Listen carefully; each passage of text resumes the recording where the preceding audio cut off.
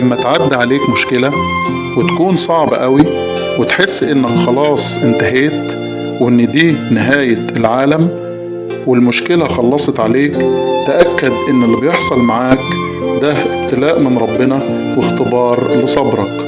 وعلشان تحل المشكلة اللي مخلياك حزين ومش طايق حتى نفسك، لازم تواجه المشكلة وتحاول على قد ما تقدر تتجاهل الحزن، وبالتالي هيخف الألم.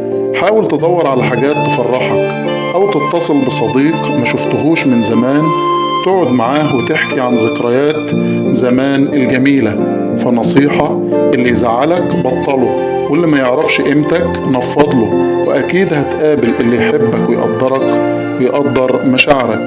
وأكيد طول ما أنت إنسان كويس أكيد هتقابل الكويس اللي زيك. أما الناس اللي بيحاولوا دايما يفشلوك أو يقللوا منك فارميهم من ورا ظهرك، لأنهم هيعطلوك وهيوقفوك عن تحقيق النجاح اللي انت بتدور عليه.